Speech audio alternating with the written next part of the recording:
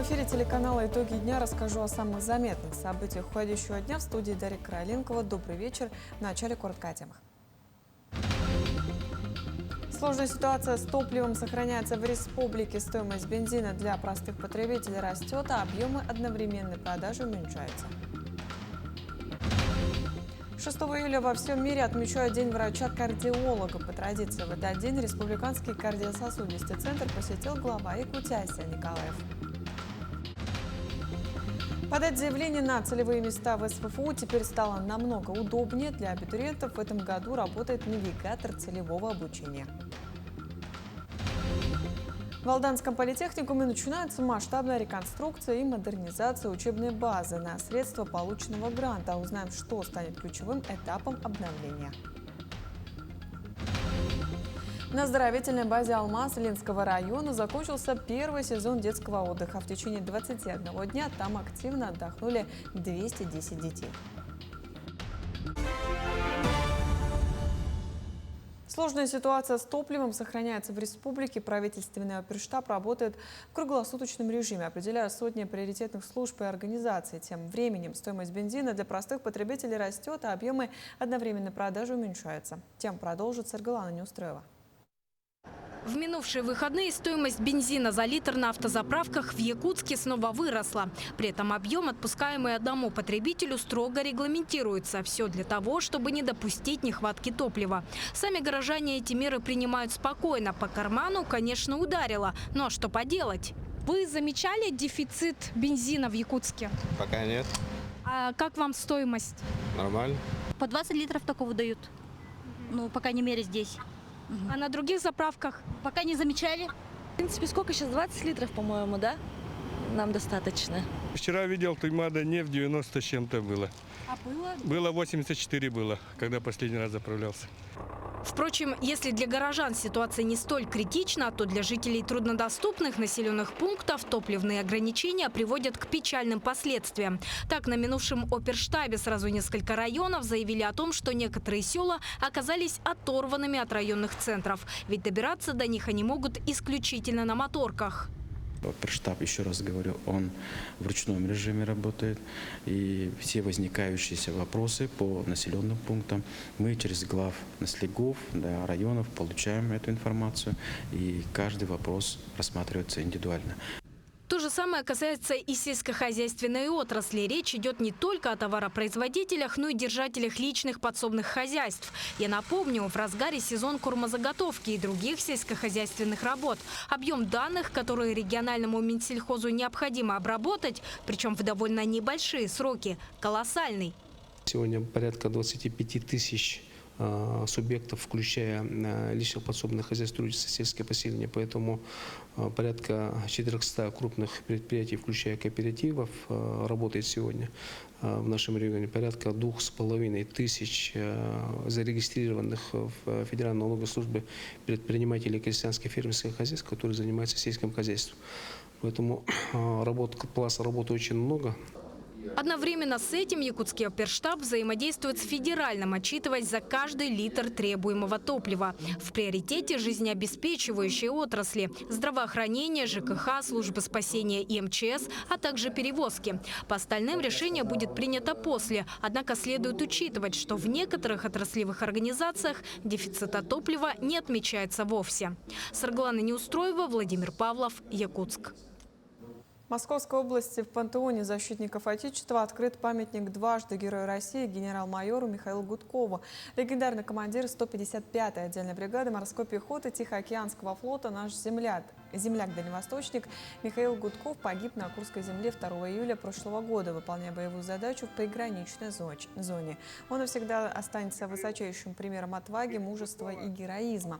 Бронзовая фигура Михаила Гудкова выполнена в полный рост в полевой военной форме. На груди изображены медалью и шеврон с позывным «Варяг».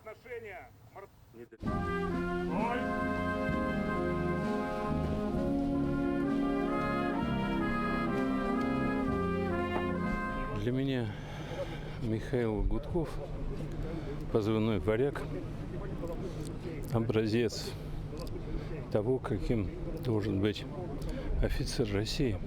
Мы действительно встречались в разных точках боевой операции. под Угледаром и в Курске, незадолго до трагедии. Я уверен в том, что мы должны помнить Михаила Евгеньевича и помнить должны не только как дань его подвигу, а просто для того, чтобы быть сильнее.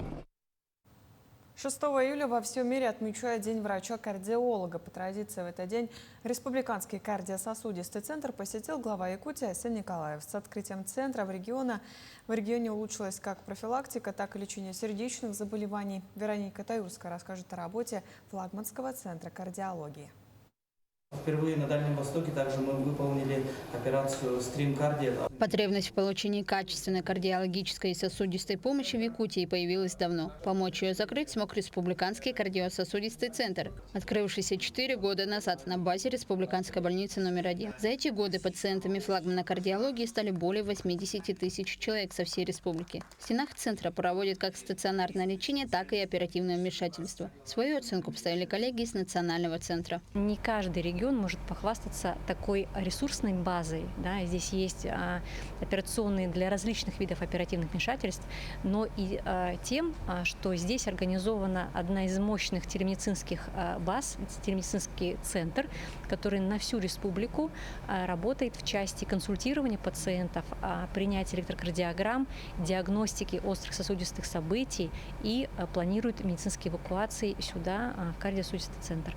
Поэтому, конечно, мы знаем, что это достояние всей республики. Свыше 2000 операций на сердце и сосудах ежегодно проводят с помощью высокотехнологичного оборудования. Планировка здания позволяет выполнять хирургические вмешательства сразу в 3 оперблоках.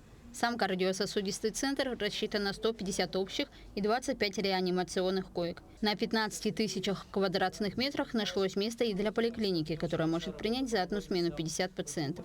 Для студентов СВФУ на базе кардиоцентра в марте была открыта кафедра интегративной кардиологии и сердечно-сосудистой хирургии. Сегодня мы презентовали наши телетехнологии. Это через наш дистанционный консультативный центр. Сейчас специализированная помощь практически доходит до каждого уголка нашей республики.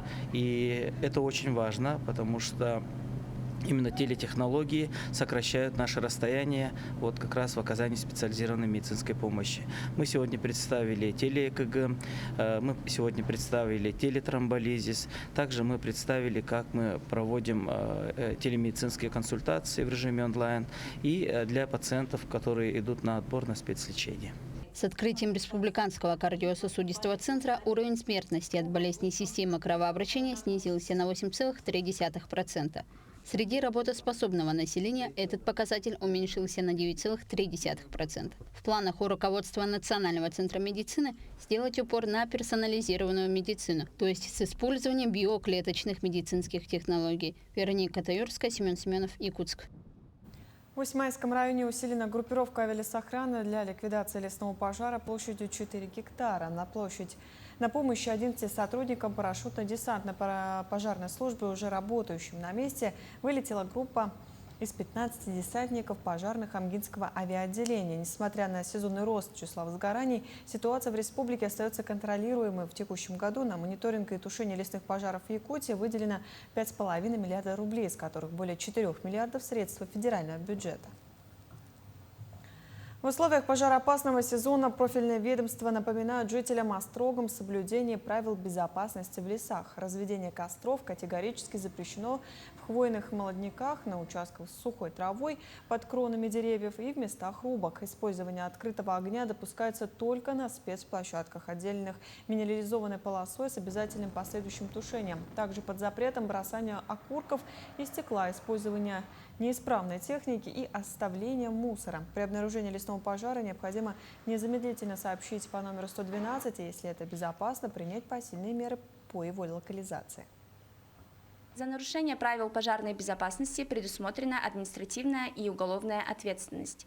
Уничтожение или повреждение лесных насаждений влечет штраф до 3 миллионов рублей, либо лишение свободы на срок до 10 лет.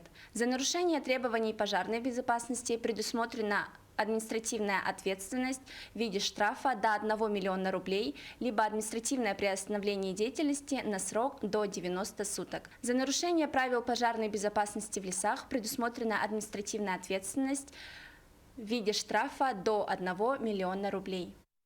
Подать заявление на целевые места в СФО теперь стало намного удобнее. Для абитуриентов в этом году работает навигатор целевого обучения. На официальном сайте университета в специальном разделе абитуриенты смогут найти всю нужную информацию. Подробнее расскажет Диана Антонова.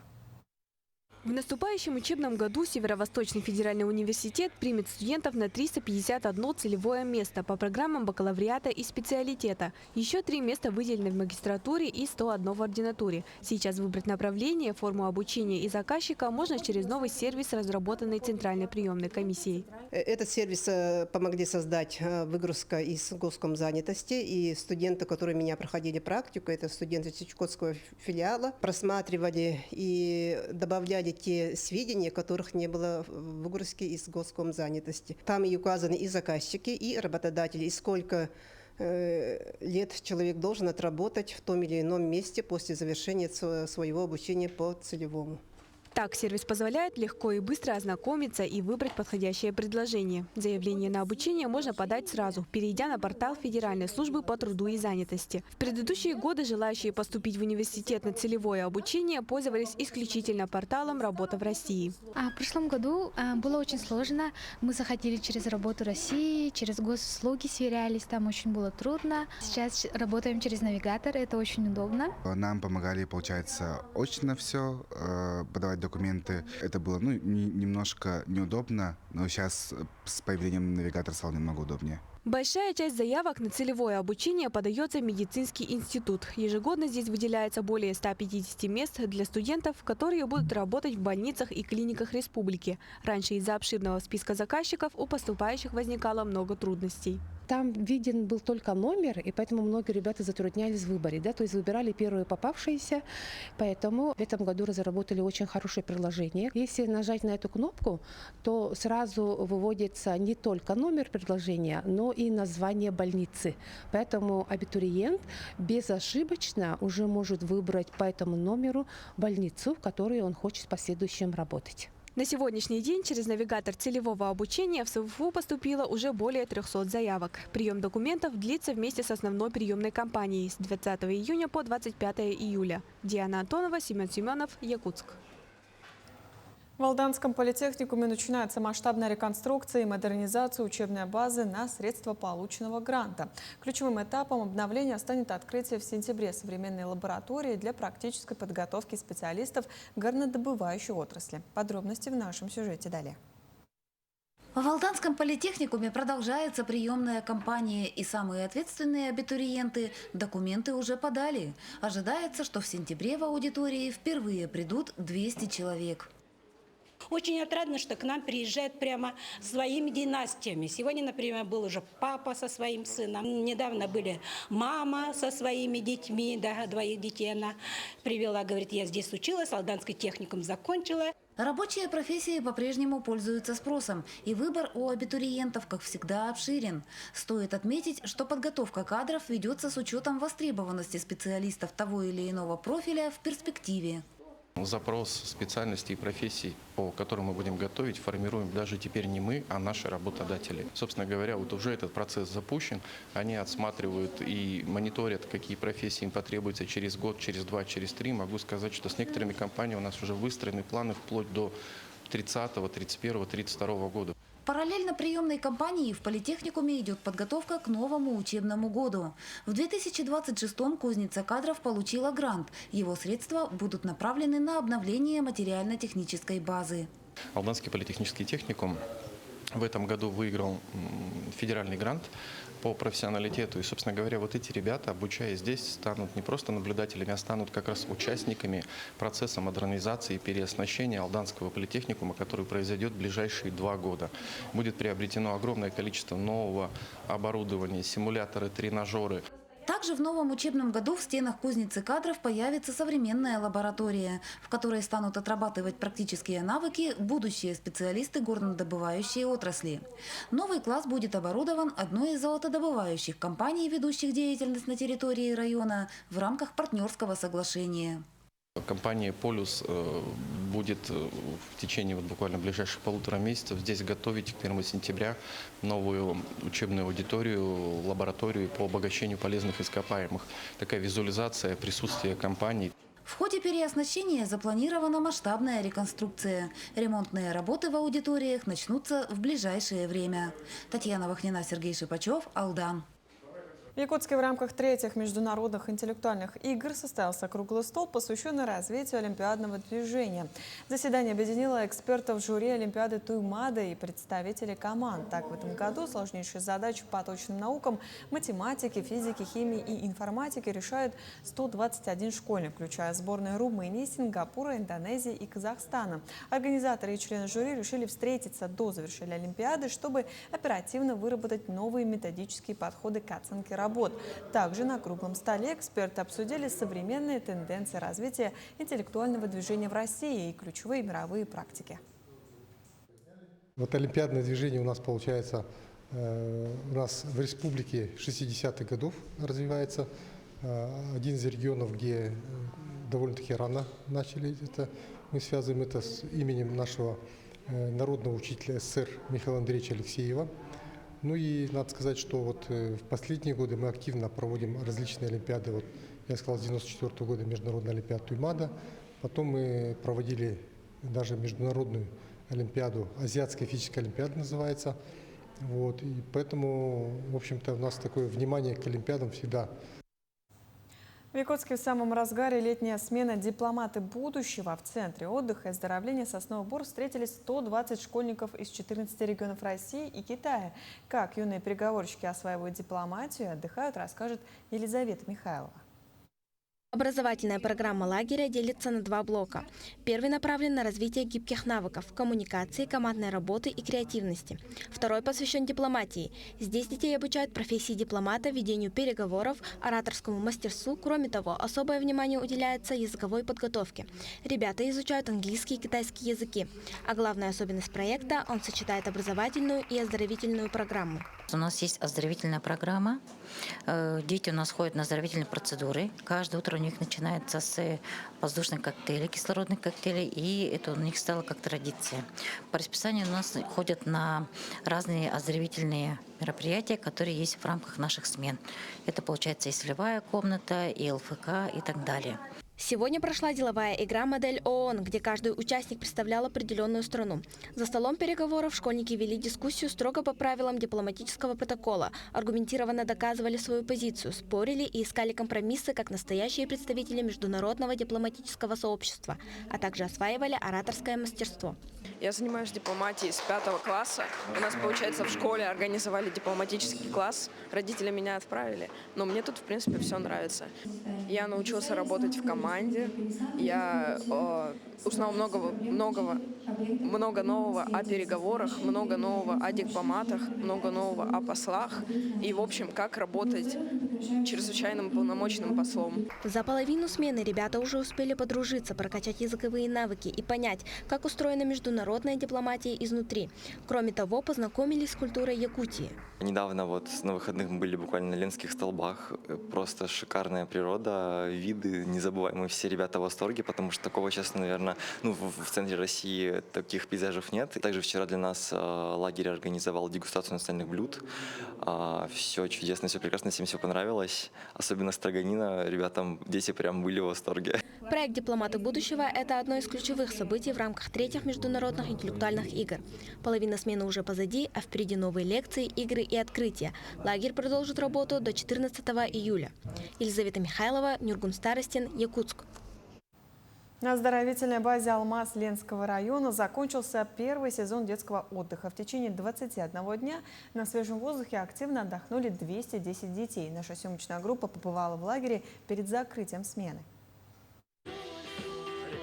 Сегодня предпоследний день первой смены в лагере «Алмаз», и прошла она ярко, позитивно и плодотворно. Каждый день был посвящен новым событиям и позволил ребятам проявить себя в различных направлениях. Отдыхающие посещали кружки и секции, регулярно вожатые из педагогического отряда «Стрекоза» организовывали для детей образовательные, творческие и спортивные мероприятия. Этот год, он насыщенный на якутскую составляющую и именно на малую родину. То есть первая смена у нас посвящена якутским традициям, наследию, называется она «Алмазная тропа», где мы с ними изучаем для себя что-то новое, постигаем местную культуру, обычаи. Вторая смена будет посвящена движению первых, РДМ.